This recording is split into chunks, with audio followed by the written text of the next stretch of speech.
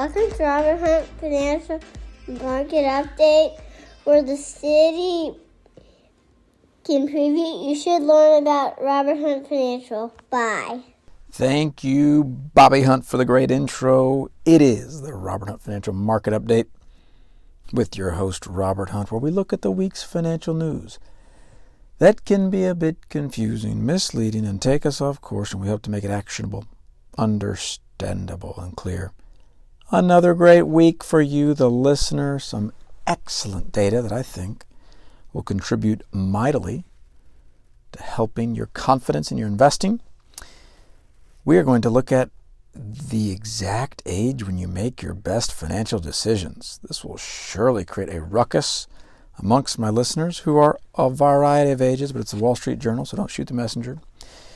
We then are going to see an article that talks about what super rich Americans are doing. It says they're giving up on the stock market. Where are they putting the money? You'll find out in 7 minutes. And then we look at a reflection I have on a presentation I gave this week to a local company here in Dallas, the Streetlights Residential Development Company. I had the pleasure of presenting to their group and their satellite offices a presentation about various financial truths that I wanted to share some of the highlights from, because I suspect it will be beneficial to you. The title of that was Financial Truths, Unlocking Confidence in Your Investing. So some fun data from that. At the top, did you ever imagine or think that there was an exact age when you made your best financial decisions? Well, I always suspected there would be an optimal age. Well, the Wall Street Journal has fallen on this sword. This title says, The Exact Age When You Make Your Best Financial Decisions by Claire Ansberry. There's a magic number for when your expertise and cognitive powers align. Oh dear. Oh dear. All right, are you ready? I'm just going to tell you the answer. The prime years for making smart financial decisions are on average 53 and 54. At around that age, the article says people have accumulated knowledge and experience about money, spending, and saving, but haven't begun losing those key analytic cognitive skills. Okay, this is roughly the age when adults make the fewest financial mistakes. So, I felt like this article was instructive because we're all somewhere on the spectrum. I'm 38. That means I'm not at the optimal age. Doesn't mean I can't push myself to make optimal decisions, but according to the data, I'm not the optimal age. I've got more experience, and I think there's some truth there. I notice every year, certainly maybe every 5-year period, I look back and say, I think I'm better now than I was then. The article continues. And that age, here it goes, is why it's great to be older. As we get older, we seem to rely more on past experience, rules of thumb, and intuitive knowledge about which products or strategies are better. Chmuk led a 2022 study that looked at financial literacy, financial literacy is the ability to understand financial information and apply it to managing personal finances. So they gave, like, one of the questions they'd ask on one of these surveys. It says, if in 5 years your income has doubled and prices have doubled, will you be able to buy less, the same, or more than today? Well, the answer is the same. So if inflation went up and your income went up, but it went up the same, you're in the same spot. So what are you to make with this? Well, the article continues and tells a story about a financial coach who helps a lot of people, and part of the kind of aha moment is that in your 50s, it says, you have enough maturity and experience to know you need help. So, to me, the height of wisdom is the admission of ignorance. You may have heard me describe these 4 stages of learning before. The most dangerous stage of learning is the first. In that first stage of learning, you don't know that you don't know. In the second stage, you know that you don't know. It's a good stage of it. The third stage is you know that you know. The fourth stage is you don't know that you know. You're so proficient at a particular skill that it's just intuitive to you. Well, a lot of money gets lost in that first stage where you don't know that you don't know because you don't know. But when you get, and this article says, folks in their 50s, they realize, hold on. They've made enough mistakes. They say, I think I might need help. Or at least they are willing to say, I think I've learned enough from my mistakes that I at least am going to double check my own work or have someone look over my shoulder. So, interesting article. Don't let the data convince you can't do things. I'm a firm believer that not only is all education self-education, but no one cares more about your money than you do. It is my belief that the best concoction for the investor is to marry that expertise that individual has with accountability that can come in the form of, surprise, surprise, an hourly financial advisor that can encourage, exhort, rebuke, sharpen what you are doing with your personal finances. What I don't like is abdication. I don't like abdicating, meaning you just simply assign the task of money management to someone else. A lot of unpleasant things have happened when that occurs, and I saw a very sad story. It's not on our story list, but I saw that the quarterback Baker Mayfield looked like he was in a lawsuit with his parents maybe because there was $12 million in these various companies that his dad was running, and he asked years later about, where's the money? It's gone. So that could have been, I don't know for sure, but that could have been an example of abdication. You just think, great, we'll just let someone else handle it. Very painful most of the time. Not all the time, but most of the time when that happens. And then, article headlined, this is Yahoo Finance, which can be a sewer, but in this case it wasn't. Headline, super rich Americans are giving up on the stock market and holding historic levels of cash. Here's why and what they're plowing their wealth into instead. So you betcha. Clickbait 101. Yahoo's been working on clickbait since 2001. So they've gotten pretty good at it. They've been playing this game for a while. I clicked, but I actually felt this was worthwhile for you, the listener. The Robert Hunt Financial Market Update article begins. Across the country, America's super rich have reduced their exposure to the stock market by the most dramatic margin in years. According to recent data from the Capgemini Research Institute. By the way, as an aside, narrator's voice, whenever you read something like, I have no idea what the Capgemini Research Institute is. It could be one dude in an apartment in Bryan, Texas, eating Cheetos and watching baseball. We don't know, so it's always good to they could be a very legitimate house, but just beware when those things come up. High net worth individuals, defined by Capgemini as those with $1 million or more in investable assets, they hold over 34% of their portfolios in cash. Woo! As of January 2023. Now check this. This is what's interesting, listener. That's the highest level since at least 2002. It's also significantly higher than the 24% cash exposure those very same investors had last year. Whoa, okay. There's a Robert Frank, who's a CNBC wealth editor, says wealthy investors are still in wealth preservation mode. Fine. More than 2/3 of investors said preserving capital is a top priority. And it references what I think is important to at least say out loud. The 2-year government treasury bond yields about 5%. Well, that's understandable why someone would just want to camp out in cash, okay?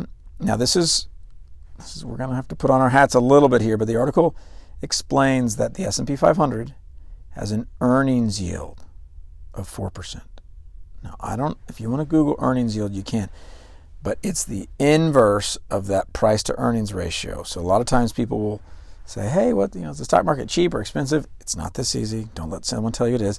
But they'll look at this ratio called the price to earnings ratio. And that multiple, when it's high, they'll say, oh, it's expensive. When it's low, it's cheap. Well, the price to earnings ratio, when it gets below these U.S. government bonds, some investors, that's my signal.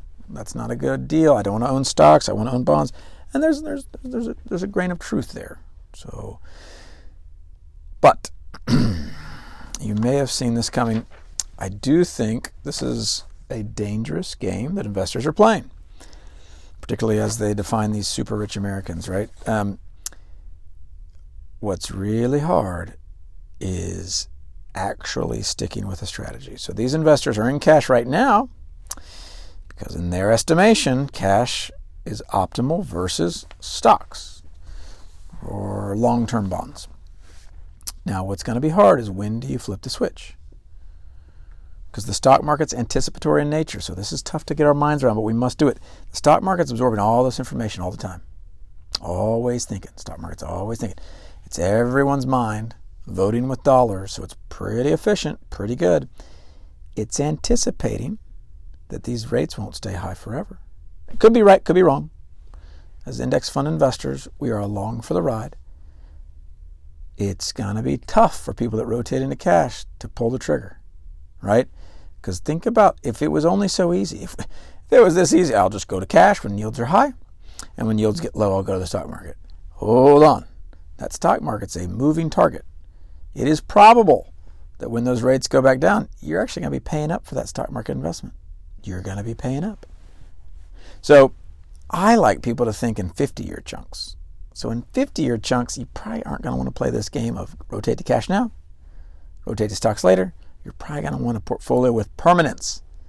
Permanence is the key. When I look at a client's financial situation, I'm actually not optimizing for rate of return. I'm not even optimizing for what I think can maximize their net worth in 5 to 10 years. Because I believe what makes the most sense for the client is what's the plan they understand, they're energized by, and they'll stick with for 50 years. If for 50 years you earn a 7% rate of return, but I could have gotten you 10 maybe, but you may have bailed after 2 years, what do you think's better? That's right. He who gathers little by little will increase, but wealth gained hastily will dwindle, as the scriptures warn us. So I'm not interested in this optimizing rate of return business.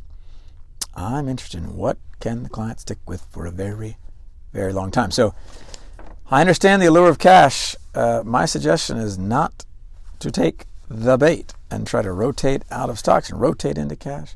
I think it's a fine time to have cash if you would have otherwise just held it normally. Fantastic. Optimize the yield all you can. Get your 5.25% at a Vanguard money market fund or some other one. And then to my presentation to our friends at Streetlights, who were kind enough to invite me in.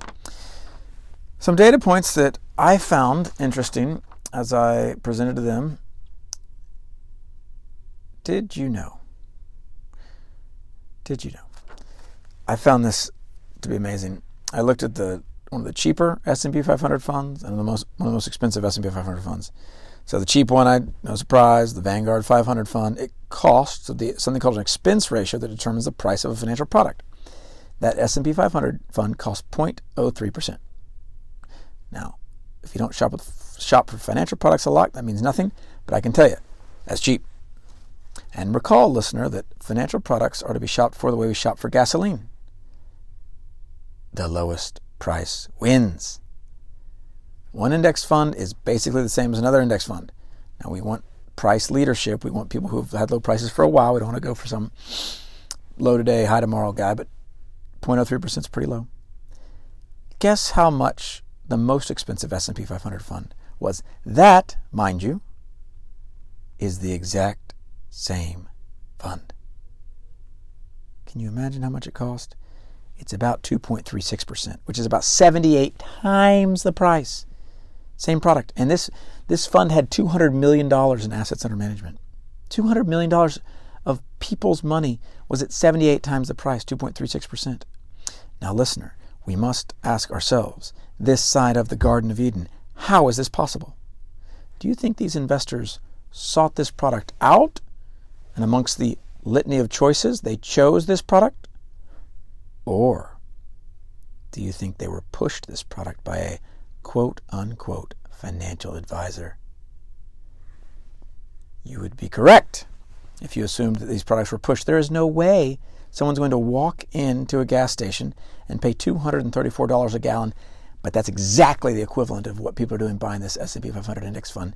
So, listener, it's critical. If you don't know how to shop for financial products by price, then you don't know how to shop for financial products. And it may not be enough for you to believe me that price is basically all that matters, that You may not think the product's been commodified, but you've got to remember, why do you know that gasoline's commodified? Well, you buy it enough, you kind of talk to enough people, you've done enough research. You got to do that little bit of research with financial products. You've got to be willing to put in a little bit of work, read a couple books, not a lot of books, just a couple. I like The Simple Path to Wealth by Joe Collins. I like The Little Book of Common Sense Investing by John Bogle. I like The Psychology of Money by Morgan Housel. I like The Richest Man in Babylon by Mr. Clayson. These are good books. I also happen to like the Robert Hunt Financial Market Update, the Big Four, as we're known. So be willing to ask the difficult question, what does this cost, and be willing to wait. You, purchaser of the financial product, you, the purchaser of financial advice, you are entitled to that answer. My experience is, when individuals ask that question to a financial advisor, they are made to think that that was a silly question. Why is it not a silly question? I'm glad you asked. There is something called the SPIVA report, S-P-I-V-A report. It is a third-party S&P service to determine who is winning in the active versus passive investing debate. Because what the adversary of my low-cost wins philosophy would say was, well, Robert, you pay more, you get more. Now, in the S&P 500 index example I gave you, they wouldn't, but in an actively managed fund that cost maybe 1% compared to the 0.03% index fund, they might say, Robert, for that 1%, you get more. You'll get a greater rate of return picking the good stocks and ignoring the bad ones. But the SPIVA report tells something different. The SPIVA report shows that over a 15-year period, only 5% or so of active funds will beat their index. Only 5%. And that data rings true across asset classes, mid-cap, small-cap, Asian, European, emerging markets, whatever that data holds. So price is what you pay, value is what you get. In the words of the great, late Jack Bogle, you get what you don't pay for in investing. Did you catch that? You get what you don't pay for in investing. In almost every other arena, you get what you pay for. In investing, you don't. Because the more you pay for a commodity, those returns are simply being sapped out of your account. No one's winning when they go to the gas station and they say, oh, it's normally $3 a gallon, but I'm going to pay $234 a gallon. That gas station wouldn't last a day. But in the financial product space and financial advice space, people don't know what they pay, and that ignorance allows for usurious pricing. So don't be someone who doesn't ensure they're paying the appropriate price for the financial products. So, as always, keep those costs low, keep that investing simple, and keep that time horizon long. And that's what's going to give you the best shot on your investing journey.